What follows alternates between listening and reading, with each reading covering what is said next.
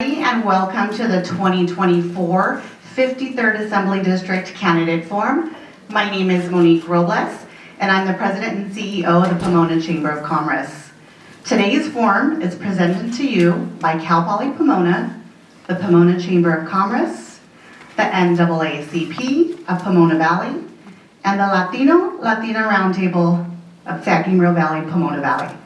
On behalf of our various event partners, we welcome you for attending today's event. Just some house cleaning announcements. The restrooms are located outside the doors down the hall to the right. Please be respectful of our candidates and attendees and keep the chatter to a minimum. While you may applaud, please do not verbally cheer, shout, or yell at any candidates. Well, if you are being disruptive, there will not be giving a warning. You will be asked to leave, so please do consider this as your warning. Pictures may be taken.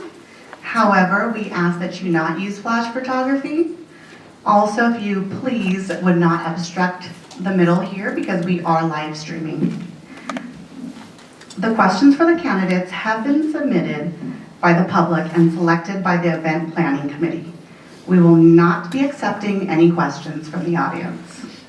I would like to make mention that this forum is being live streamed on YouTube and also being recorded in its entirety. The recording will be posted on Cal Poly Pomona website and the Pomona Chamber website once completed. It is now my honor to introduce Cal Poly Pomona President Soraya Coley.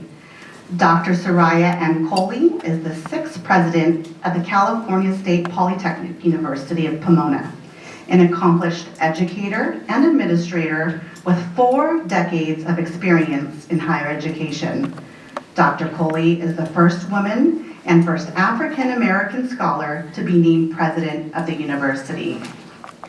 As president, Dr. Coley leads an institution with nearly 30,000 students and 2,700 faculty and staff. Under her leadership, Cal Poly Pomona has continued to grow its legacy as the most diverse polytechnic university in the country and earned ranking of #1 polytechnic for the SoCal Mobility. Under her tenure since 2015, enrollment and graduation rates have reached historic levels. As president and CEO of the Chamber, I am grateful for President Coley's commitment to community engagement. We see through events like this where we partner together to serve our broader community. I'm also very excited about the work Cal Poly Pomona and the Chamber will be doing together to support the small business community through the new Community Innovation Hub, which will open its doors very, very soon in downtown Pomona. At this time, I would like to invite Cal Poly Pomona President Soraya Coley to come up to say a few words.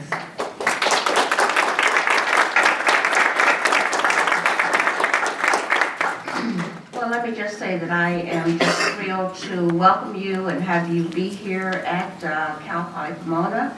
And unfortunately, I'm not going to be able to stay, but our staff will certainly be here to assist and provide whatever amenities or other needs that you may have.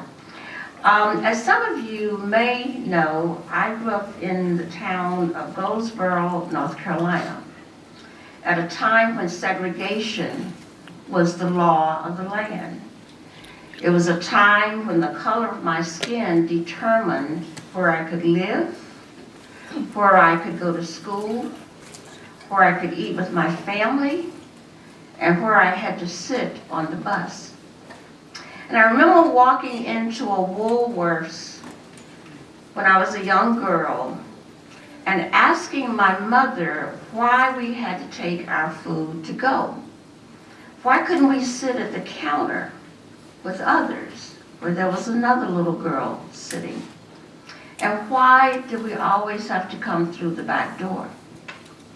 And she told me it was, and this again is what I appreciate about the challenge for parents. How do you tell your child that you aren't viewed as equal. What my mother told me, and again, this is about 4 or 5 years old, she said it was impolite to eat in public. So I thought that all of those little girls sitting at the counter didn't have good manners, because she was concerned about my own development and my sense of feeling good about myself. As a young child, I didn't know totally what segregation was or how it affected me and my family. I just knew we didn't eat in public because it was rude. But later in life, I remember accompanying my grandmother as she walked door to door registering Black Americans to vote after the passage of the Voting Rights Act of 1965 and being threatened because of her activism. And her courage still burns within me today and drives me to continue to strive for equal rights for all. I understand the power of voting. I understand the power of a community joining together to have their voices heard. And I understand we still have a long way to go on the road to equality. And at Cal Poly Pomona, we know that education changes lives, and that education plus action changes community. It is a change of communities that is fostered by, as I said, education and action. And so I'm so proud to see so many representatives from our campus and local community, as well as nationally with Congresswoman Torres, and I'm pleased to be a part of the democratic process, and as you're here to listen to the candidates. And although voting is considered one of the many ways to spark change and make a difference, it is very important that we don't allow anything to get in the way of our ability to exercise a right that many fought for and died for to acquire. In just a few weeks, this exact room will transform into a 4-day vote center for the County of Los Angeles, starting on Saturday, March 2nd, 2024. And if you haven't noticed, we now have a vote-by-mail drop box near the entrance of this building.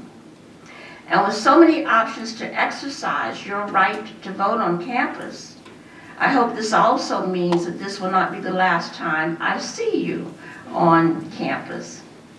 But before I go, I want to acknowledge the community partners who helped make this event possible, especially Monique Robles, President and CEO of the Pomona Chamber of Commerce, Jerry Finning, Chair of the NACP of the Pomona Valley's Collegiate Voter Connections Committee, as well as Lena Myron, David Estrada from the Latina Roundtable of the San Gabriel and Pomona Valley. The level of engagement and collaboration it took to host this event is just a small reflection of how committed the residents of the 53rd Assembly District are to support, to care, and to empower one another.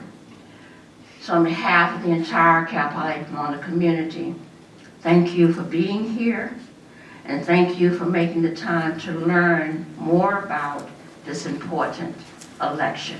Thank you.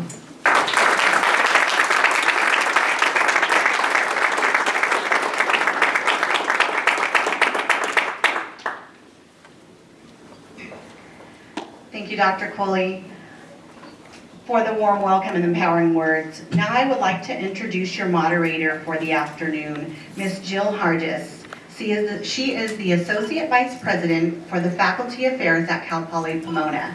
Dr. Hargis is the first joined by Cal Poly Pomona in 2016 as a professor in the Department of Political Science.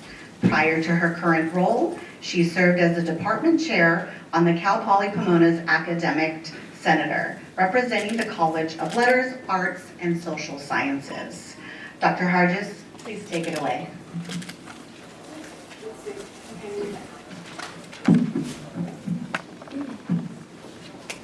Hi, everyone. I'm very pleased to be here. I would like to echo President Coley's comments that the campus is very excited to be a partner and a member of the community and to host this event where we can all learn and discuss about the important issues facing the community.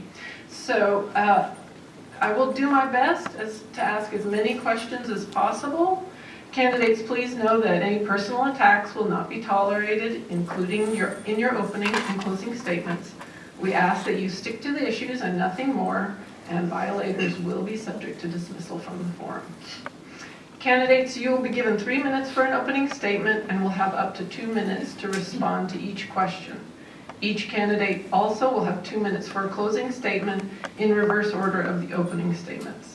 Our timekeeper, Jonathan Lopez, will notify the candidates of their remaining time available, and I think he's told you that he'll hold up some time and let you know when he says stop, and then you need to stop talking. Again, failure to comply with the time restrictions will result in you being disqualified from participation in today's forum. So at this time, let me please welcome and introduce our candidates. The first is Carlos Goitia, Javier Hernandez, Robert Torres, and Nick Wilson. So we're going to start here with Carlos and with our opening statements. Hello, everyone. First, I'd like to thank Cal Poly Pomona, NAACP, the Latino Roundtable, and the Pomona Chamber of Commerce for hosting and putting together this candidates forum and giving us an opportunity to speak in front of a room full of members of this great community. And to the Cal Poly staff, I just want to say that I stand with you in your fight for livable wages and better benefits, so that you can continue to educate and support our future leaders. My name is Carlos Goitia, Division I Director at Three Valleys Municipal Water District, where I have proudly served for the past 12 years. My decision to run for the California State Assembly is based upon my love for our community and the opportunity to build upon my work to ensure we are all provided resources for a good life. We cannot afford to be further burdened by our government choosing to side with corporate wealth at the expense of our livelihoods. Addressing these challenges have been ignored far too long by those in positions of power who choose to listen to the voices of a few special interest groups focused on issues dividing us rather than seeking common sense solutions that address the roots of these challenges. I hope that in March, you all vote against the business as usual politics that continue to put us in challenging situations. When you cast your ballot, please ask yourselves, will your next assembly member be guided by nepotism and undeliverables, or someone who has and will always put the needs of the community first? Thank you. Thank you. Javier. Good afternoon, Pomona. It is a great privilege to be with you all today. My name is Javier Hernandez. I've spent my career involved in the Inland Empire as an advocate, an organizer, and a nonprofit executive director. My family and I migrated to the U.S. from Mexico when I was just 6 months old in search of a better life. The city of Pomona welcomed us, and I proudly grew up in Pomona, Montclair, and Ontario. I'm a proud product of 1853, having gone to local schools such as Mount View in Pomona and Vernon Middle School in Montclair. When I was 15, I began working to help provide for our family after my father was deported. When my mom worked as a housekeeper, a food vendor, or even in construction, I would step up and go work with her as well. She instilled in me the work ethic dedicated not only to fighting to provide for our family, but also for our community. This is why very early on, I learned that social activism and community organizing were necessary for our survival. So I got to work. I co-founded the Inland Empire Immigrant Youth Collective and was a proud member of the National Immigrant Youth Alliance. One of my proudest accomplishments was working with other young organizers to mount the national campaign to urge President Obama to protect dreamers. We took our message directly to President Obama's re-election campaign offices, and after days of action, President Obama signed what is now known as DACA.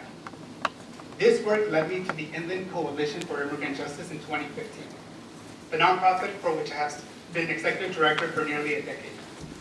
During this time, I put in the work to deliver real results for working families. I organize communities to push back against developers who come in and exploit our labor while polluting our neighborhoods. I organize local tenants to push city councils to pass protections for renters so that they are not priced out of their homes. I secured $20 million in funds for small businesses and local families of the ID, and I was a leader in a successful effort to expand access to healthcare to all income-eligible Californians.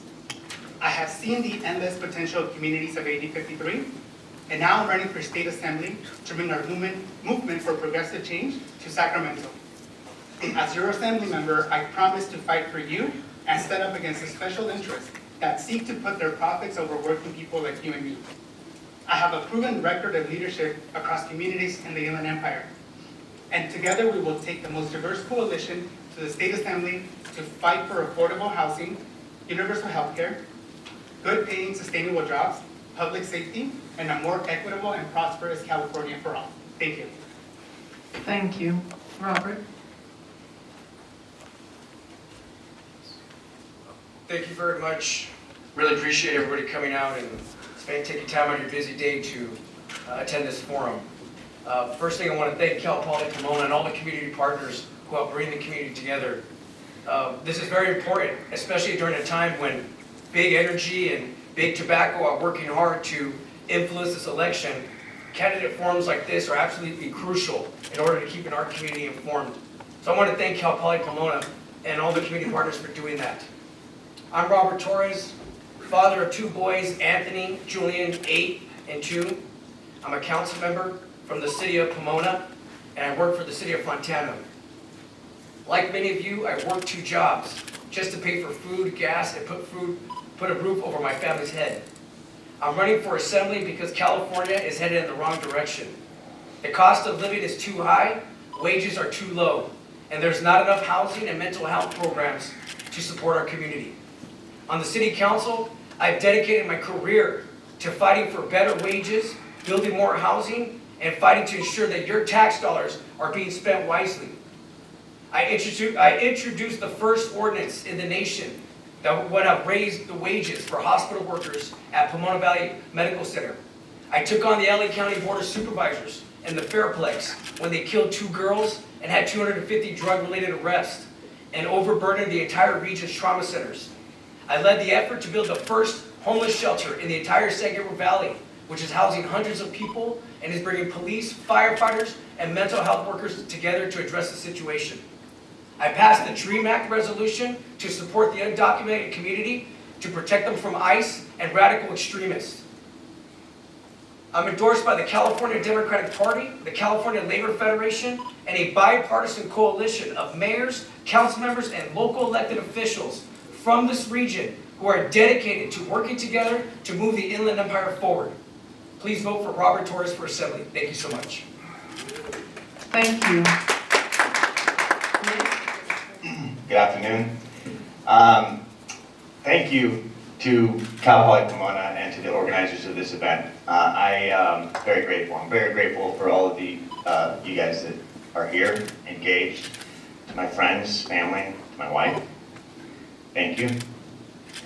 It's been a wild ride, but an important ride.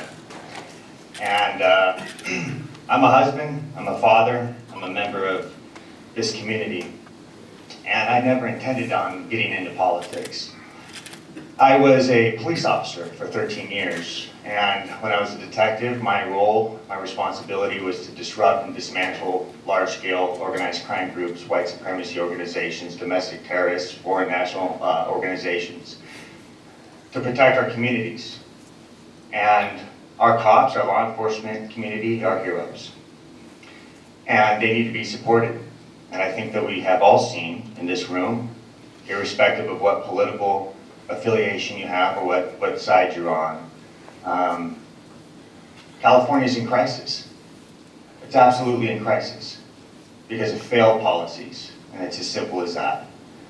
There's too much division, there's too much divisiveness, and this does not represent the best of who we are. We need change, because California needs to be saved, not by career politicians, but by us, everyday members of the community who are husbands and fathers and mothers and wives. Doesn't matter your background or your religious belief or your party affiliation. This is about what's doing right at the right time, the most important moment in our history as a state. I'm running on public safety. We have to restore California. We have to safeguard our communities. We have to make it so that kids can walk across the street without being victimized. I'm running on parental rights because nothing is more important than our children. The state of California has failed us due to an overreaching government that seeks to divide the nuclear family. I'm running on homelessness because we have a homeless industrial complex that has failed our homeless community. When we have the resources to fix it, we've only made it worse. And lastly, cost of living. I don't know one person that's not struggling right now. And we need to allow the economy to expand based on capitalism and what our whole system represents. Not socialism, but equality of opportunity. Thank you.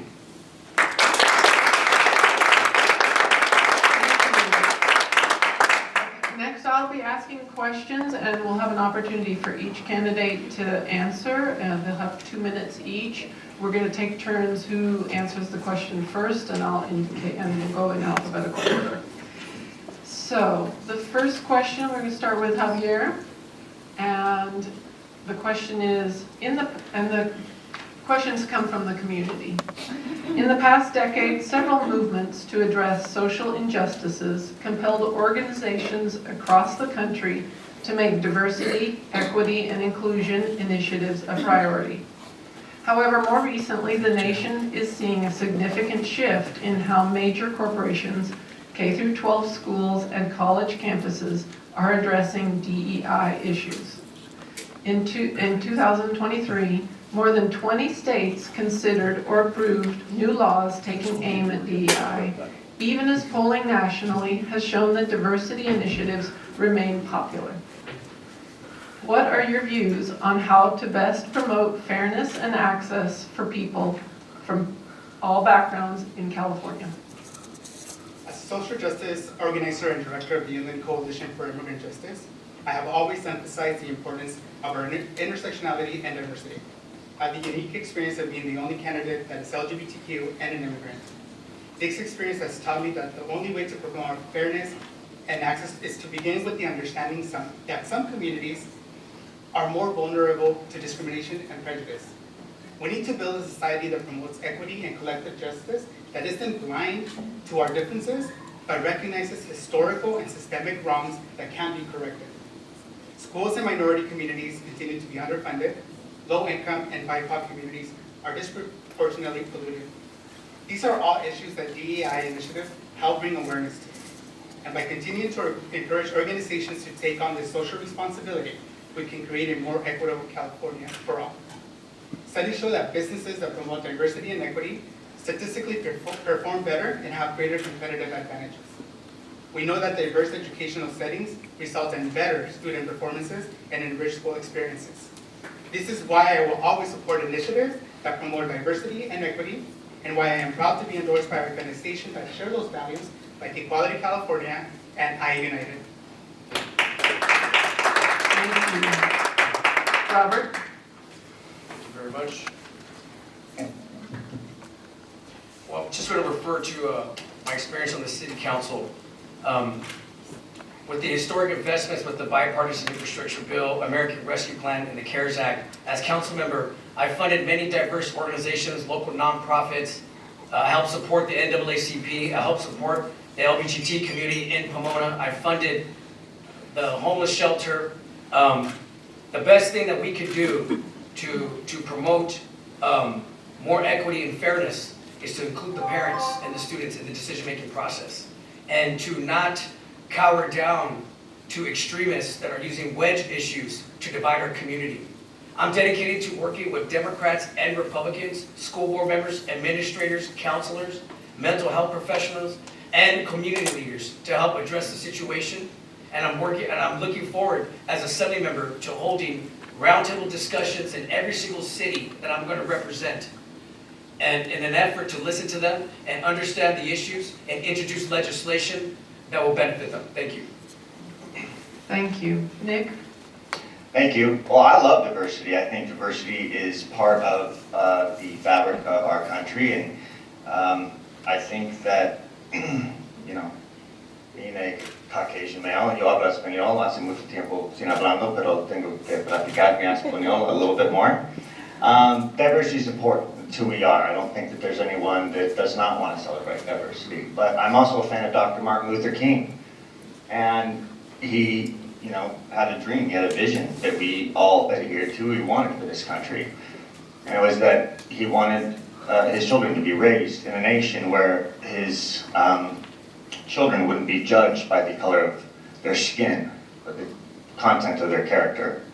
And I think that we have to stick to those principles. Diversity makes us better, but our state right now is in peril. And the more that we look through the world, through our world lens, and looking at everyone based on their skin color, their gender, I think that we're going backwards.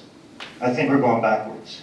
We shouldn't be looking at each other through that kind of lens. I heard that president this morning, before we started, give an incredible speech in her testimony as to where she came from and where she is now. And that's a testament to the incredible advancements, the incredible evolution of this nation.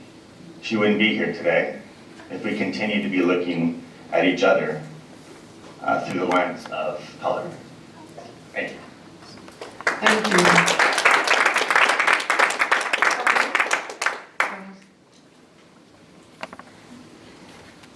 Fairness and access can mean many things and nothing at the same time. These concepts have to be applicable to real lived experiences, such as shortening the work week to 32 hours so that many can spend time truly living their life. I have real life experience. I'm a lifelong resident of the city of Pomona. Many of the challenges that I faced, some of these candidates were not born yet. I grew up in a rough area in this part of the community. I know the challenges. With that being said, every aspect of the company, K-12, school, and college campus should incorporate DEI initiatives, and to best promote this is through legislative advocacy, education, and corporate accountability. We need a legislative advocate to champion and support comprehensive state laws that enforce diversity, equity, and inclusion. Compliance that incorporates fairness and access in workplaces, schools, and communities across California. We must protect our diversity and teach inclusive curricula and anti-bias training that cultivates respect for all backgrounds to prepare students for a more equitable future. I have always been someone who encompasses these values. For example, when I reinstated several youth sports programs and advocated for ethnic studies as a high school graduation requirement. Thank you. Thank you. Robert, this will come to you first. Governor Newsom announced during his January budget update that California is facing a $68 billion shortfall. What do you believe should be considered a priority item in the state budget? And if elected, how would you ensure that the community you represent is prioritized? Thank you very much. With the devastating budget cuts that are projected to come in the future, the next state assembly member representing the 53rd Assembly District is going to have to make some very difficult decisions. And in that process, we need a fighter in the Democratic caucus who's going to stand up for the IE, who's going to give us a voice and a seat at the table. Because when the budget cuts start happening, San Francisco and the LA legislators tend to dominate the discussion. So we need an independent voice in Sacramento who's gonna stand up for housing, who's gonna stand up for more money for the homelessness, and who's not afraid to go into that caucus meeting and advocate for the community, to tell the leadership, thank you very much, I support you on certain issues, but I'm gonna vote with my committee on this. Now more than ever, you need an independent voice who's gonna fight for the IE. I'm that person, I'm taking on Sacramento single-handedly, and I need your vote. Thank you very much. Thank you. Nick? Well, I'm a fighter too. I've been fighting my whole life and my whole career to protect communities and to try to make things better. After I medically retired, I started a nonprofit organization, Suicide Prevention for Law Enforcement. We supported over 4,500 law enforcement officers. And what we have seen with the economy, with everyone that we supported, and my neighbors, and most people I know, are struggling. They're struggling because of bureaucratic red tape that has handicapped our economy. We have a bloated government in Sacramento who continues to restrict the ability of every single day Californians to be able to earn a living. And it's because of these recessive taxes. It is because of the constant pounding from Sacramento that is causing people to struggle to put food on the table, gas in the cars. And we have to, I think we need to just stop with the insanity. I think we've just frayed so far off the rails. We got to go back to Milton Friedman's principles of, free enterprise and stop. Every time we have more regulation, every time we have higher taxes, it's a burden on all of us, right? And at the end of the day, if you want to talk about common sense, we need ordinary, regular people, parents, mothers, fathers, people who are dedicated to actually fixing the things that need to be fixed, that aren't career politicians. So I want to represent the 53rd District, to go to Sacramento and fight for what's right, not be swayed by political interests. Thank you.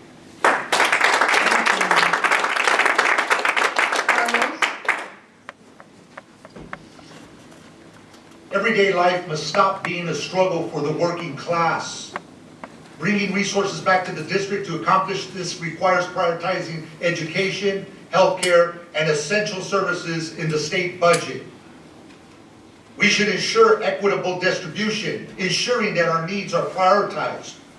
I would create a collective and collaborative decision-making process that establishes forums to gather input on budget priorities, to empower residents in shaping their decisions that directly impact their neighborhoods. I would explore innovative revenue solutions through progressive taxation measures to ensure that the wealthy contribute proportionally to address the budget shortfall and promote sustainable economic development strategies for the small businesses. And I would also coordinate with assembly members nearby our district who experience similar challenges to make a case to key members on the Appropriations Committee and even reach across the aisle to create statute language for mandatory funding for education, healthcare, and social services. Thank you. Javier? California is the fifth economy in the world, yet somehow every time we are experiencing economic shortfalls, other services are on the chopping block. And instead of holding wealthy and corporations responsible for paying their fair share, the working people of this state take the brunt of these cuts. For too long, AB 53 has been underserved because of career politicians who get elected to build their dynasty, abandon our communities, or only bring resources that benefit their special donors. We need a strong advocate in Sacramento fighting to craft a budget that benefits working people, not wealthy corporations who make billions off our backs.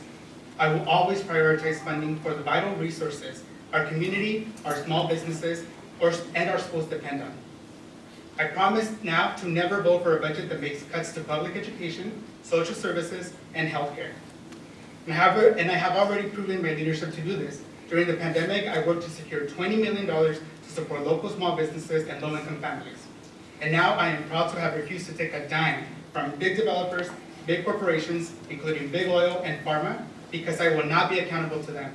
I will only be accountable to you. I will fight for a budget and economy that invests in you. Thank you. Thank you. This question, we'll start with Nick. The 53rd Assembly District represents several cities with varying needs and priorities. If elected, how will you ensure that you are accessible and accountable to the diverse needs and concerns of all constituents you will be representing? Thank you. Same way that I've been fortunate enough to be up on this stage with the other candidates, and that's by being open, transparent, and being accessible to everyone around me. I believe in transparency. I would want an open door policy. I want constant ongoing town halls, weekly social media lives so that I can reach as many people as I can and listen to the constituents and listen to the needs that they're wanting to send me to Sacramento to help with the dire catastrophe that we are experiencing right now. And I think that we need to get back to why we're all up here, why we want to go to Sacramento, and the issues that we need to fix. This is about what's being reasonable. This is about what is common sense. You hear a lot of things when you go to events like this. A lot of it's just same old political rhetoric. A lot of it really is confusing to understand, right? I don't represent special interests. I'm a member of the community who decided that they were going to run because we need to send the right person to Sacramento, because it's very confusing as to how the 5th largest economy in the world has transcended and digressed into an absolute unrecognizable state. When you drive up and down Holt, part of it looks like a third world country. And there have been plenty of people who've had the opportunity to fix it, and we need to get back to doing what's right and be bold and unafraid. There are tons of candidates right now that are up and down California, and all of us are talking, and they're good candidates. We have the opportunity to go to Sacramento and change things. Thank you. Thank you. Carlos? Nothing great is done alone, folks. So if elected, I would ensure accessibility through, I would establish advisory teams to represent each unique community and gather all perspectives, inform policy decisions, and gather and ensure that the concerns of the constituents are all addressed. I would regularly host town halls and community forums across the cities within the 53rd Assembly District where residents can give their input so that they can understand their unique needs and concerns, fostering open dialogue and inclusivity. Lastly, I would provide updates on my official website and social media platforms to provide updates on legislative activities, upcoming policies, and community projects. Regularly use social media such as Instagram and virtual town halls to engage a wider audience, ensuring full community participation. Accountability is proven in the action taken upon community input. During the COVID-19 pandemic, Pomona suffered greatly and couldn't wait any longer for government funding to come. Me, Councilmember Preciado, the mayor, and a handful of council members, we came together along with our community partners, organized weekly community pop-ups where we distributed food and educated people on available services to help them through the pandemic. These pop-ups still exist today. And if elected, I would continue to be on the ground, making sure these resources are being distributed in an equitable way. Thank you. Thank you. Javier? As someone who has dedicated their career to organizing in the Inland Empire, I experienced firsthand the lack of accessibility and accountability from our local and federal elected officials. Sometimes it's impossible to even get a meeting with our representatives, and the concerns of our communities are largely ignored. This is because we have elected officials that are more concerned with selling out to special interests and lobbyists than being held accountable to our community. As an assembly member, I will be accountable to you, and I will have an open door policy that allows constituents to have meaningful access to the legislative process that directly impacts their lives. I believe we need to meet our community where they are and not where we want them to. Showing up for your community matters, and being accessible to your constituents matter. Even this week alone, there was another forum that was hosted by Pomona Youth, and I was shocked when I arrived. I was the only candidate that accepted their invitation. Even these young Pomona residents who simply wanted to be informed about the candidates for 8053 and hear directly from us our plan to represent them. So we need elected officials that spend time here in 8053 who are out engaging with constituents year long and not just during an election cycle. I'm out every day walking with our team, knocking on doors, and connecting with voters. This is why I am proud to have united a multi-generational, multiracial, and multi-gender coalition of residents that know that I put in the work on the ground to fight for them and will continue to do so as their next assembly member. Thank you. Robert? Thank you. You know, out of all the candidates here, I'm the only one that's been elected and re-elected and taken a number of tough votes on a broad range of issues, everything from housing, homelessness, national foreign affairs issues.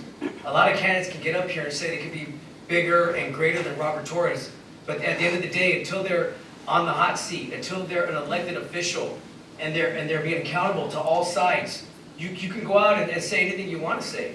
But the reality situation, I held town halls in Pomona. I set the record. Over 300 people attended my first town hall as council member. My folks are going door to door to door. Check Instagram, nonstop, every single day. We're the only candidate going door to door. People talk about Hope Boulevard being a third world country. Well, let me tell you about that. Pomona, we funded mental health programs.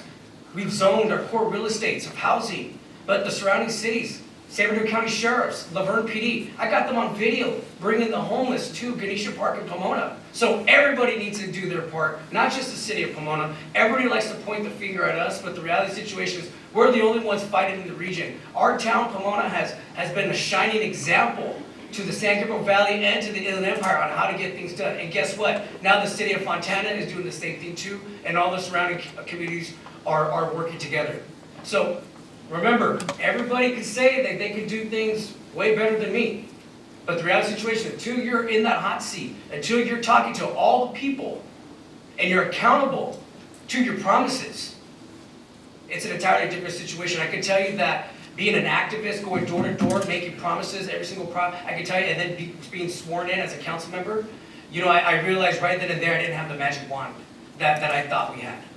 So we need a representative here who's going to work with everybody, who's going to work with Democrats, Republicans, and bring people together. And that's what I'm all about here.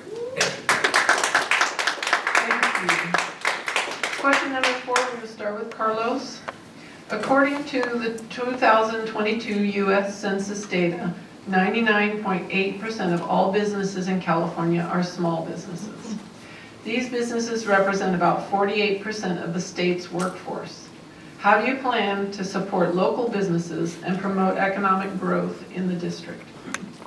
We cannot afford, ladies and gentlemen, to be further burdened by our government siding with corporate wealth at the expense of small businesses. As we continue to face a severe economic emergency due to the COVID-19 pandemic, support to small businesses is still greatly needed. What does that look like? A robust funding for small business support programs that advocate for targeted financial assistance programs, grants, and low-interest loans to support the growth and sustainability of small businesses within the district. A simplified, streamlined regulatory process that reduces red tape for small businesses. I would also advocate for policies that promote a business-friendly environment while ensuring necessary regulations that are in place to protect consumers and workers. And also, I would facilitate a community collaboration that connects local businesses with resources, mentors, potential collaborators between other small businesses, labor unions, and educational institutions to foster innovation, skill development, and workforce growth in the 53rd Assembly District. Thank you. Javier? California is a state where we celebrate and support entrepreneurship and innovation. Small businesses are the backbone of our economy and provide financial independence to many in our community. During the COVID-19 pandemic, thousands of businesses shut their doors, and even now many are still struggling to recover from financial losses. In 2020, I worked to secure millions in financial support for local small businesses that were impacted by COVID-19, And in order to attract and retain more businesses, we must invest in the infrastructure that will allow these businesses to thrive and bring people to our community to invest in our economy. I will work to ensure state grants and loans and bring investment to small business incubators that will give resources and training entrepreneurs to take their business to the next level. I'll also work to cut unnecessary red tape that hinders our ability to open or operate while ensuring that we are maintaining high standards and safety. We need to stop criminalizing entrepreneurs and innovators for the current outdated laws that lack vision in formalizing more businesses. If we want to create better paying jobs, we need to stop the proliferation of warehouses in our neighborhoods that offer temporary jobs with low wages. I will work with local governments to prioritize mixed-use developments that will bring more businesses to our communities, and I will invest in career technical programs that will train workers to take on good-paying green jobs. Thank you. Thank you. Robert? You know, we could talk all day long about the cookie cutter phrases and cutting through the red tape, but the reality of the situation is, you know, we need to talk about how we're really going to support small business in California. You know, I hosted last year the United States Secretary of Small Business Administration, Secretary Guzman, and rather than getting up there and talking about just the random issues, I actually told her, she asked me, what are the issues that the businesses are facing in your community? And what I told her was that the homeless issue has plagued our community, and that businesses are struggling to make ends meet. And that things like graffiti, breaking in that glass, cutting of the water pipes, in a city like Pomona, that, you know, when it's tough to do business, and you're barely breaking even, and when you're having to deal with all these different social issues that are not being addressed by the state of California, that's killing business, that's driving business out of the state of California. So rather than sitting there and telling her about all the cookie cutter, cutting through the red tape and all that stuff, I told her what the real issues were. And if I told the presidential appointee that to her face, I'm going to go up to Sacramento, I'm going to tell the speaker, and I'm going to tell the leadership the same thing. And the bottom line is, on the city council, I've been the most business-friendly person on the city council. I fought to protect the trucking industry. I fought to protect the logistics and supply chain industry. When radical folks came in and were advocating for radical policies that were going to raise your cost of living, they're going to raise the price of food, I fought. It wasn't a sexy decision, but in order to preserve the good-paying union jobs, I stuck with those folks out there. I've been a strong business representative in Pomona, and in Sacramento, I'm going to fight the red tape. I'm going to fight to lower the taxes. I'm going to make sure that California is a business-friendly state. Again, thank you so much. Thank you. Nick? It's getting interesting. Well, I also believe that we should be working across party lines with Republicans and Democrats. I grew up with the amazing team that we have. And the first 4 houses that we put signs on were Democrat houses because they're absolutely sick of what's going on with the policies that have been in control with the majority control in California over the last 10, 15 years. I think we I think it's important that we have to cut the bureaucratic red tape. And I do believe that we have to stop with the excessive taxes. I think it's actually very simple. I think one of the strongest qualities is that I'm not an elected official right now. I'm one of you. I have nothing prepared up here. I don't have any notes. I'm speaking directly to each of you and to those that are watching at home. Our state has failed us. We can't afford to live. We've abandoned crime victims. We've abandoned our law enforcement. We've absolutely abandoned Californians. All the rhetoric can't change the truth. So, you know, to the amazing people here and those watching at home, you have a very important decision to make. Do we want California back? Do we want a future for our children? Or do we want to keep doing the same old thing, which is going to get us to be in the same position that we have been? We need to work together to get out of this. Thank you.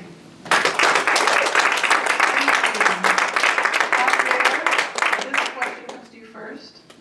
A 2020 report conducted by the UC Merced Community and Labor Center estimated that 1.1 million undocumented individuals participate in the state's workforce, contributing an estimated $3.7 billion in annual state and local revenues.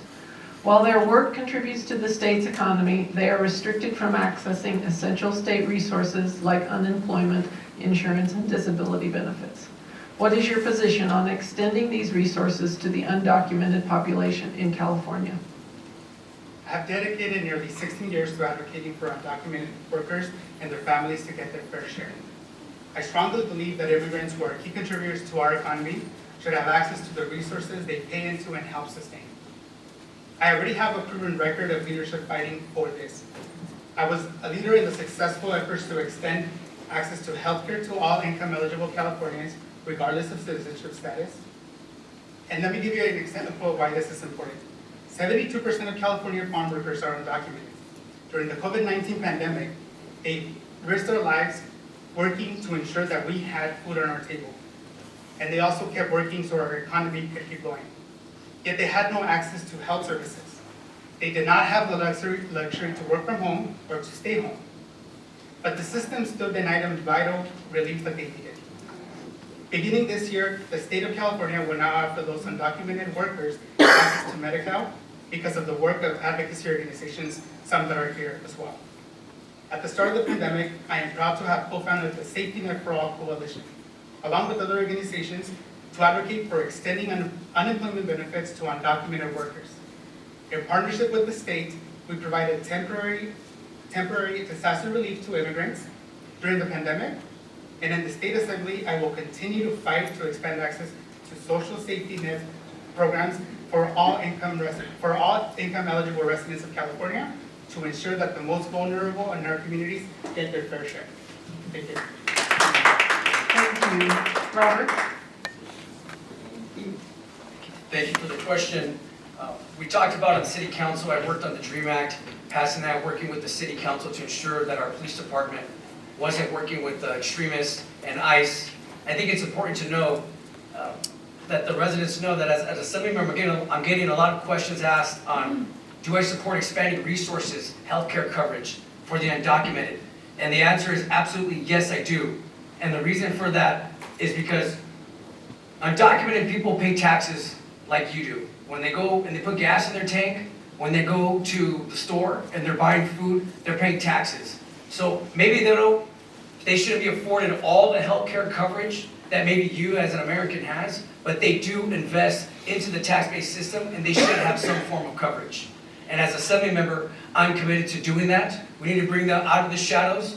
We need to create a pathway for citizenships to ensure that those folks that are working the jobs that most Americans don't want to work, cleaning the hotels, cooking your food, mowing your lawn, to make sure that they have a seat at the table and that they're being represented. And as a Assembly member, I'm going to articulate the issues and tell you exactly why they deserve to have those rights. Thank you.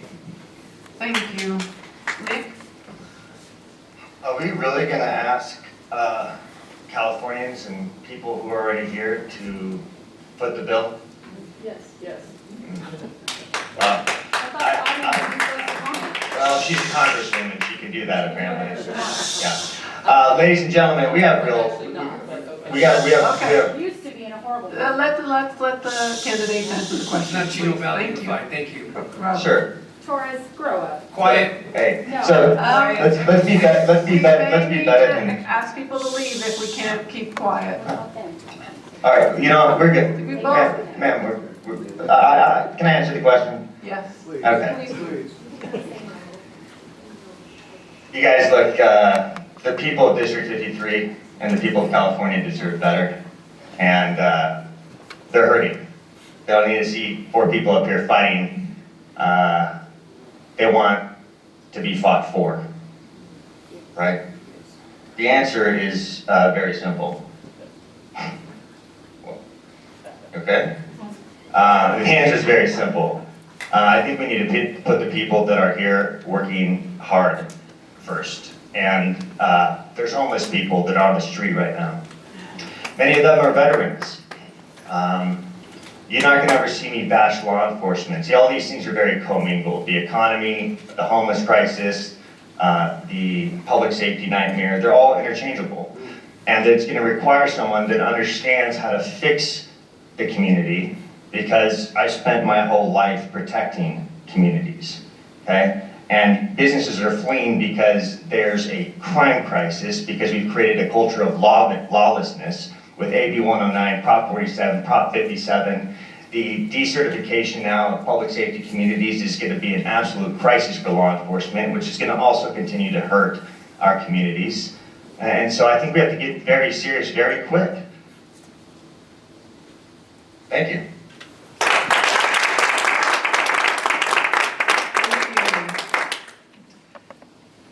Let's see. Carlos? Yes. I'm a son of an immigrant.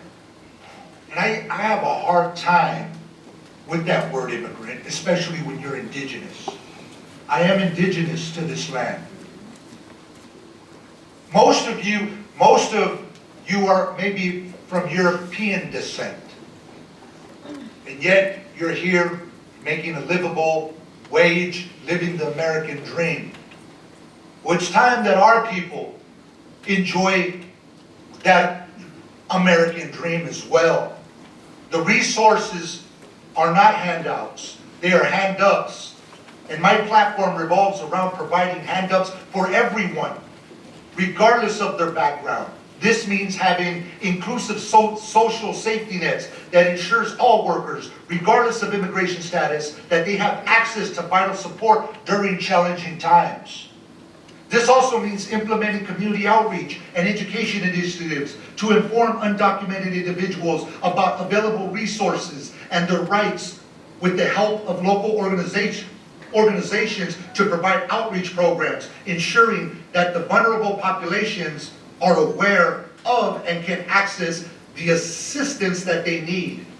And advocacy for federal immigration reform to address the root causes of limited access to resources by collaborating with other states to build a unified voice, urging federal policymakers to create fair and inclusive policies. Folks, we are fast becoming the 4th largest economy in the world. It is beyond me to think that we cannot take care of our fellow human beings. Everyone is entitled to this American dream, whether you're an American citizen or an immigrant. This is what makes our country great. Thank you. Robert, this question comes to you first. According to a study conducted by the UCLA Center for Health Policy Research in 2021, 45% of California youth between the ages of 12 and 17 reported having struggled with mental health issues, with nearly a third of them experiencing serious issues that could interfere with their academic and social functioning. The study especially highlighted the elevated incidence of mental health distress among certain segments of the adolescent population, including poor, multiracial, gender nonconforming, and foreign-born young people. What steps should the state take to address the mental health crisis facing young people in California and particularly in the region? Before you start, So I just wanted to reiterate for those of you in the audience that we do want to be respectful to the candidates on stage and also respectful to those individuals that are here listening and those that are live streaming. Can you please keep your comments to yourself and outbursts to yourself so we can continue this forum in a productive manner? Thank you again. Robert? Thank you. I can tell you that as a council member in the city of Pomona, a community suffering from lack of income, low wages, and poverty, it's been a struggle to fund after-school programming, to fund local after-school programming for this community. So we need more funding from the state of California. As council member, I've worked with our federal partners to bring in $4 million for the La Casita Teen Center, which is going to be a complete community center with wraparound services. It's going to give our community a safe haven from the drugs and from the gangs. In the city of Fontana, I've done the same. Expanded recreational trails, provided housing and after-school programs for that community.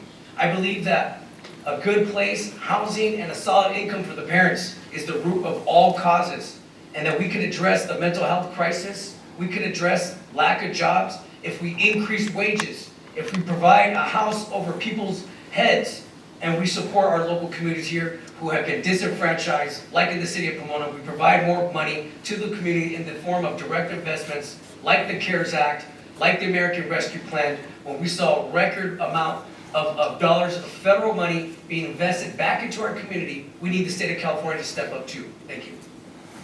Thank you. Nick?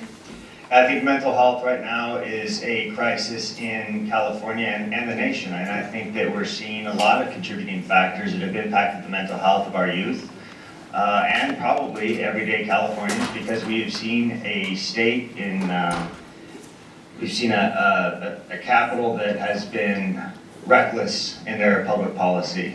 And at every facet, whether it was the way that things have happened during the pandemic, whether it's our curriculum and school and education, whether it's the fentanyl crisis, whether it's the inability to grow your family and create a future that's prosperous.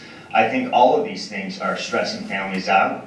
And you're seeing politicians talk about, things that are recessive taxes. You're seeing politicians that are engaged in increasing the taxes to take care of everyone else except for ourselves. And I think that we're a compassionate state, we're a compassionate people, but we have to start doing the right thing and being moral and reasonable and having common sense about how we actually solve problems. When families are divided and families are stressed and they don't know how to put food on the table and there's crime all around them, and we have social media that is basically the go-to, that's kind of like a ticking time bomb for disaster, which promulgates mental health issues. So I think that we need a very holistic approach as to how we handle things and start doing the right thing. We need to grow our economy, we need to protect our communities, we need to get our homeless up and in mental health treatment facilities, regulate public space, and allow us to get our state back. Thank you.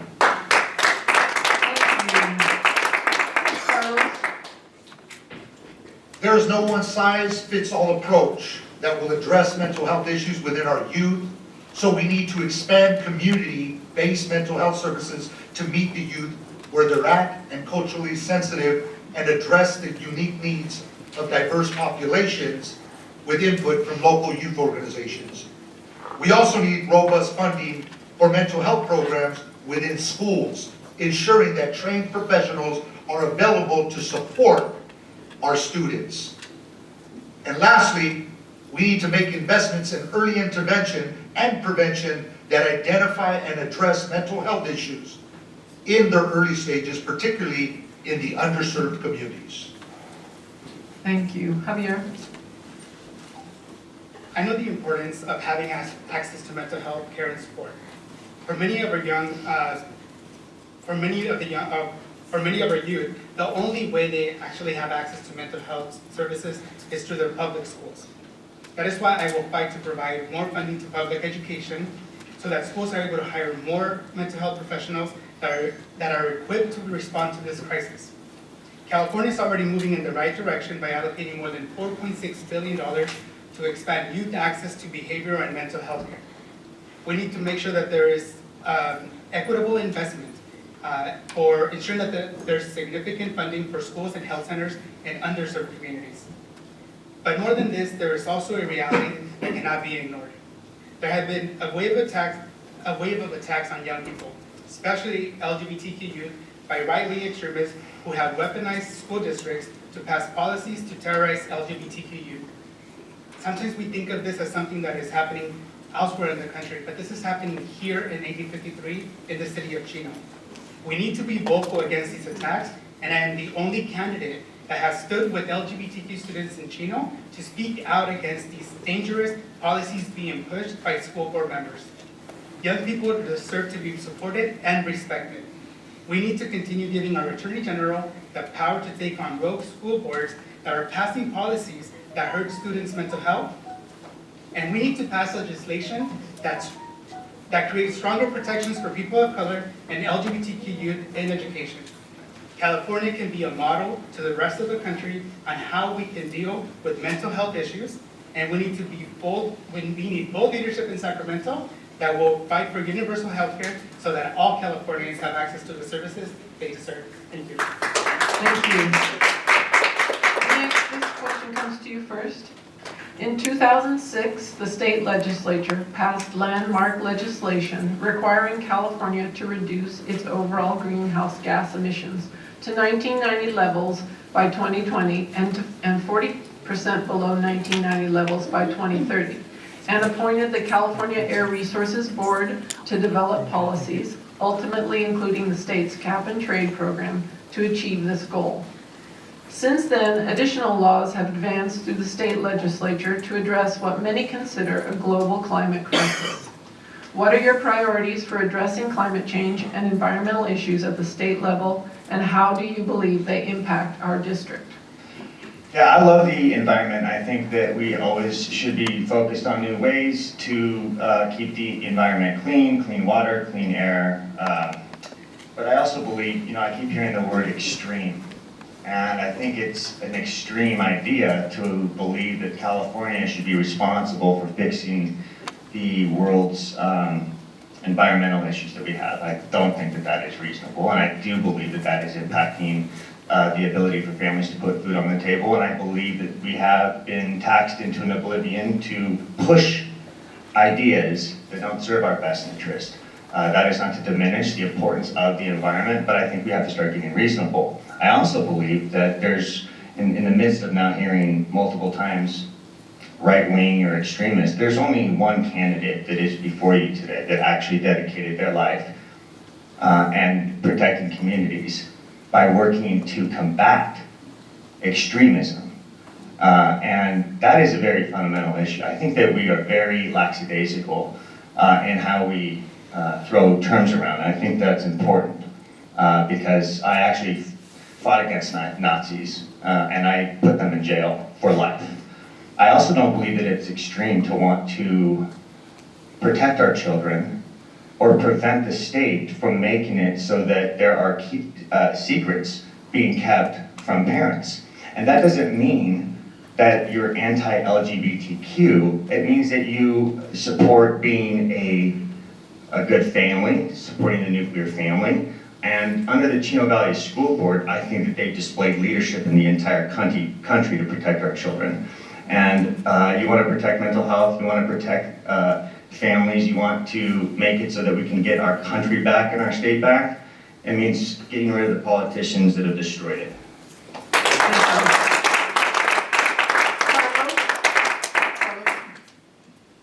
Our district continues to experience the worst air quality in America, and often among the worst in the world when there are health issues involved with the amount of pollution we breathe in. Making ends meet becomes increasingly difficult. When we talk about CARB, we must first talk about how we create the infrastructure for it to be successful, and that means investing in renewable energy, advocating for policies that accelerate the transition to renewable energy sources, creating clean energy industries, and creating green jobs within the district. We should also support incentives for businesses and residents to adopt sustainable practices. We can't have a clean community when warehouses are built on every corner. Promoting stricter zoning laws would help protect vulnerable communities from the impacts of climate change. Also, working towards the development of sustainable infrastructure, water management, and storage capability systems and green spaces to enhance resilience and adaptation capabilities. Lastly, we should prioritize actively involving community input. And I might also want to make note that I am an elected official here representing Division 1 and served proudly 13 years on the board of directors of our local water wholesale purveyor. Proudly serving this community and the Eastern San Gabriel Valley, the Pomona Valley, and the Walnut Valleys. Always creating a sustainable, reliable water source for the entire region here. That is what I pride my work on doing. I will continue to do that work being your next assembly member. Thank you. Thank you. Javier? In 2021, San Bernardino County was ranked first in the worst for the worst ozone pollution in the United States. The climate crisis is real, and the communities of 8053 are directly impacted by it. because of big corporations that come in to pollute our neighborhoods for their own profit. Special interests like big oil think they can buy candidates. They can buy candidates and put them into work on their behalf. I am proud to be the only candidate endorsed by major environmental rights organizations like the California Environmental Voters that share my commitment to leaving a sustainable future for the next generation. I will prioritize legislation that moves us away from false solutions like cap and trade, that puts us on track to meet our goals for cutting carbon emissions. I will work with labor to fund training programs to prepare residents for good-paying green jobs and prepare the workforce for a just transition from fossil fuels to renewable energy. Most importantly, I will be a strong advocate for environmental justice and the understanding that low-income BIPOC communities are disproportionately impacted by climate change and are used as dumping grounds for polluting corporations. This begins with stopping the proliferation of warehouses in our neighborhoods, and I am a proven leader in organizing communities in the IE to push back against warehouse development near schools, parks, and residential neighborhoods. Together we can fight against the special interests to create a green, sustainable California that strengthens our economy and protects our communities. Thank you. Thank you. Robert? Thank you so much. I strongly support making our environment greener, greener jobs. But we have to keep in mind we have major budget cuts coming up, and not at the expense of good paying union jobs. So in the Assembly, I'm looking forward to sitting down with our environmental groups, our business leaders, and our labor leaders to come up with legislation to help navigate us through the budget crisis. A lot of folks talk about the pollution in 8053, and they blame it on the business community. But the reality is that a lot of this pollution is coming, it's throughout LA County, it's throughout Southern California. The Port of Long Beach, everything is coming from the Port of Long Beach. All those goods come through our community. And then we have cars going through bumper-to-bumper traffic. In the city of Pomona, each car is projected to have at least 500,000 people going through every day. We have 5 major freeways.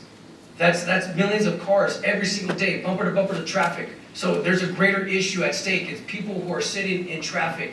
It's the movement of goods, which is not a bad thing, that is coming from the Port of Long Beach through the Inland Empire and being distributed out throughout the entire nation. We need to have hard conversations about this. And with the cost of living going up, with rent being high and food's up, we have to be very careful about the policies that we're inflicting onto the business community.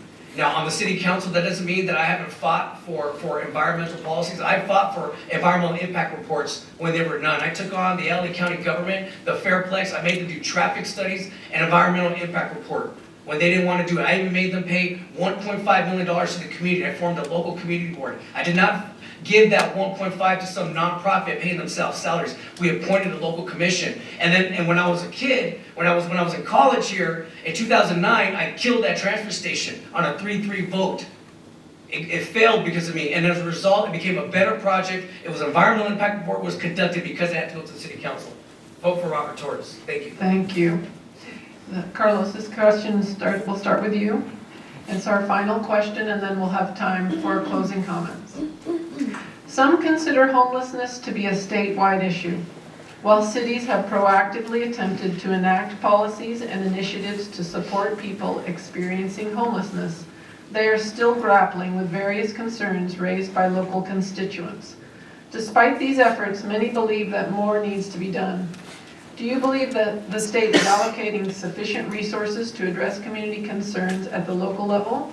If not, what policies would you propose to help address this? Thank you.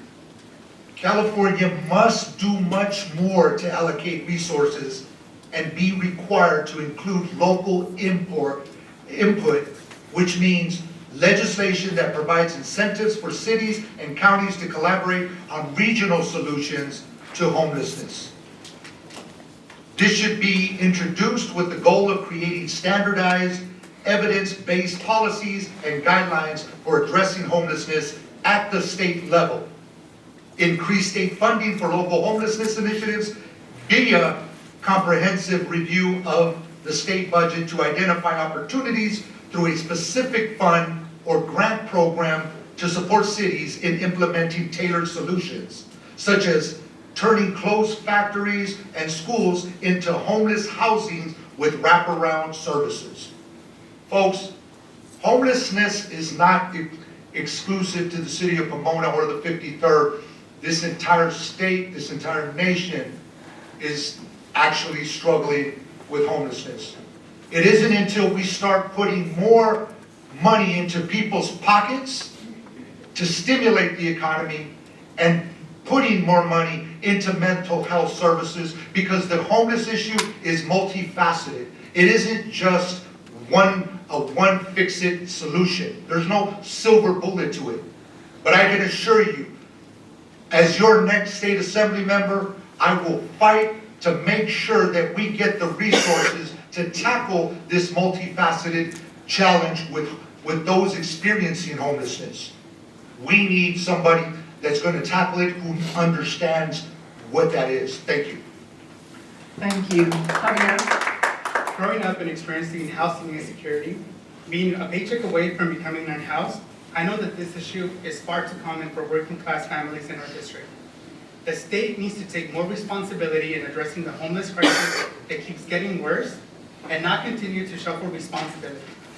We need more resources we need more resources, but we also need to hold local governments accountable to spending these resources responsibly and efficiently.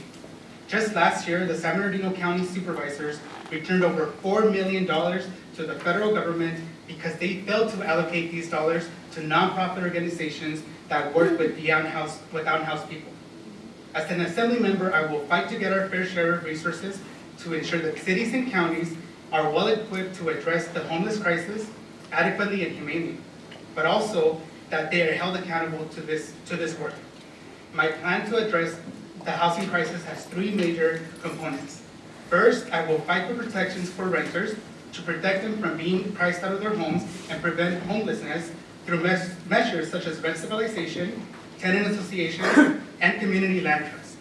Second, I will secure the state funds to build affordable housing and expand access to available affordable options. And third, I will invest in resources that offer humane solutions for the unhoused, connecting them with mental health services, substance abuse treatment, job training so that they can transition into sustainable lives themselves. Career politicians cannot be trusted now to address this crisis after years of failed leadership. I am ready to take on our homeless and housing crisis on day one. Thank you. Thank you. Robert? Well, the number one issue in 8053 is the cost of living. Rent is too high, food is up, gas is up. But we cannot ignore the homeless issue that's plaguing the entire Inland Empire. We have other states that are jumping on California, and the Inland Empire, cities like Pomona, San Bernardino, Fontana, we're bearing the burden for cities like Laverne and the entire state. So what I propose and what I tell the community is that as a council member of Pomona, we've zoned all of our core real estates. We've built the shelter, we've provided the wraparound services, and we've helped many people. We've placed many people in hundreds of beds. However, there's a component of folks out there who are suffering from mental health, who burn through their own families, who their own families can't get to. And the government is being asked to treat these folks. Care court legislation has been passed. We need to expand upon that. We need court conservatorships. We need folks to volunteer into care. It can't just be building homeless shelters and then they're empty. That's a waste of taxpayer funding. What we need is Sacramento to come up with legislation to put teeth on the bones. If cities like Pomona, Fontana, San Bernardino are funding their hard-earned taxpayer dollars, going out, hiring a grant writer, getting grants, and funding the homeless shelters, and taking in the region's burden, that folks should be required to go and seek treatment.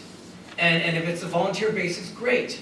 But I can tell you that throwing money at the problem without any legislation, any teeth on the bone, is going to continue to waste taxpayer money. When I get to Sacramento, I'm going to talk about how we brought mental health workers, police, and fires together. And I'm going to advocate to expand care court, not just for Riverside County, because it's a pilot program, but for the entire state of California. It's not going to be a sexy or an easy decision, but I'm willing to take it up. Thank you so much. Thank you. Nick? Why haven't all the elected officials, not just in this room, but why haven't all the elected officials already been beating the war drum on the homelessness crisis, which is a homeless industrial complex, which has absolutely failed our communities? What have we done? Why are all the homeless in California here? Well, we've legalized crime. We've created a culture of lawlessness. We've decriminalized drugs, drug paraphernalia. We told them that they could do anything that they wanted and live on the street, endanger the community, get more hooked on narcotics, fentanyl. We've absolutely deteriorated and destroyed our communities, right? While there are nonprofits, NGOs, that are getting contracts with public funds, and you know what they're doing? They're getting rich. They're using the plight and suffering of the poor to pay themselves out $500,000, $600,000, $700,000 a year. So we need a governance model to curb that. A governance model that creates a pathway that prevents that from happening so that our taxpayer dollars aren't actually exasperating the homelessness crisis. We've got over 180,000 here. In the last couple of years, have we seen our lives get any better or worse? In the last 10 years, are we improving or are we declining? Does this really represent the best of who we are? Are we going to continue to allow plight and suffering, blighted communities? All I hear is rhetoric, and I'm the only one not reading from a script because I'm one of you, because it's not hard. You just turn on the TV, you just drive around the neighborhood and look at what's going on. I hear politics, politics, politics. This just requires common sense and working with people in the legislature, no matter how hard it is, and working with community members of District 53. Thank you.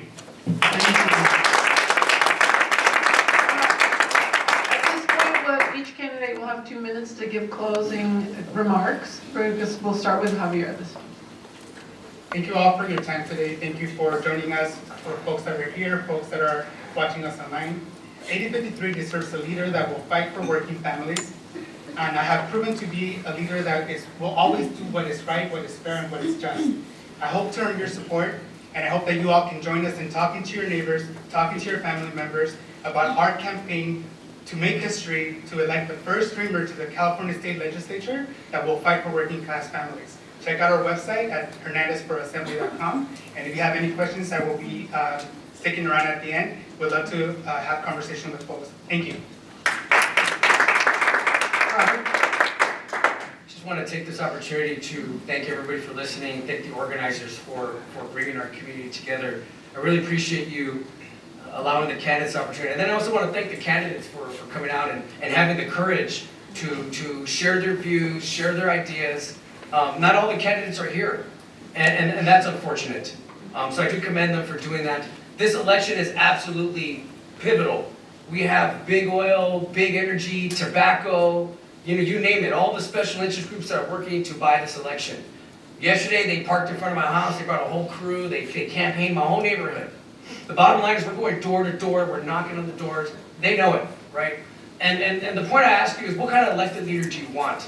California is headed in the wrong directions. We all know this is a one-party state, but I ask you, what kind of elected Democrat do you want? Do you want a Democrat that's willing to work with all sides, Democrats, Republicans, who has formed a bipartisan coalition with elected officials who you trust, who you voted for? We may not be in sync, in line with every single issue, but I promise you that we will sit down, we will talk, we will work together. We are committed to talking about the issues that we agree on, moving this region forward, giving the Inland Empire a seat at the table versus Sacramento, versus San Francisco, versus LA. All you have to do is drive around our freeways, look at Orange County, look at San Diego, look at San Francisco, and see we're not getting our fair share. It doesn't take a Republican, Democrat to see that. And as an elected official, I've been on the forefront every single day out in the community. A lot of folks say that they're going to talk about, they're going to address housing, they're going to address homelessness, they're going to work on the streets. I voted on all these things. Folks wish they could say that. And I've been elected and re-elected by the community, big numbers. And right now we're going out, we're getting the word out, we're meeting folks. This is not about family dynasty. This is about public service. I've been doing this since I Thank was you. young. Thank you so much. Thank you. Nick? Well, it's been an honor to be here. I think this is very important, and this is a healthy conversation that has to be had. And so it's been nice to be up here with you guys. And yes, we are missing one. The missus couldn't make it for whatever her reasons are. But let me just say that we're in a very critical time. I certainly would not have gotten into this race unless I believed that it takes the right kind of person that's willing to go above and beyond to protect our community, and I've done that my whole life. I believe, and you know what, all you have to do is look at the actual polls. The only thing right now that people in California really care about is public safety, the cost of living, and the homeless crisis, and what happens to our children.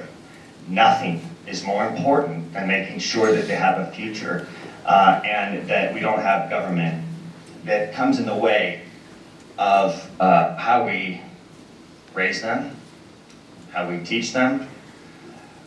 There's a lot of good candidates up and down this state, and like I said, we're all working together to try to fix things.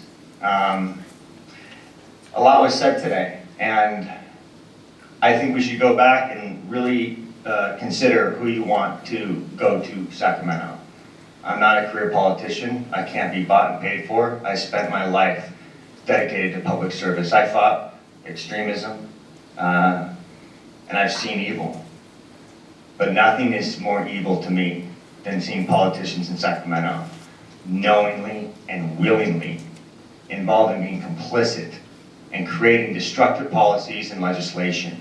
It causes the rest of us in California to suffer and struggle every single day. We deserve better than that, and that's why I'm asking you to send me to Sacramento, because we the people can take it back. Thank you.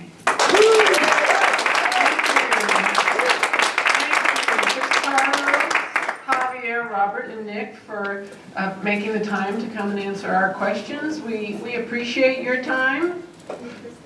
Oh, Carlos. Sorry about that, everyone. Thank you. Appreciate that. I want to thank the candidates also for participating. It takes a lot of courage to come up here and to run for public office. As one of Pomona's elected officials, proudly serving as your water representative here, Cal Poly actually is actually within the division that I represent, Division 1. We do have a lot of challenges. A lot of politicians say they are for you until they're not. And history has shown that our elected officials have exemplified this by doing nothing to alleviate the struggles we face daily. Asking for help, whether that be a livable wage with hours that allow you to truly live your life, being able to see a doctor for your physical and mental health without going bankrupt, and not to struggle to have a roof over your head, isn't asking for too much. That's not asking for too much. Yet I see working people beg for these things. That should be a human right. Folks, we need to fight against the business as usual politics that continues to put us in challenging situations. It starts with who you cast your ballot for in the primary election. The two top candidates will move to the general in November, and I urge you all to think about who you want representing us in the state assembly. Someone guided by undeliverables, or someone who has always been there in the community, even outside of election season. I'm the only candidate here that doesn't come out during the election season.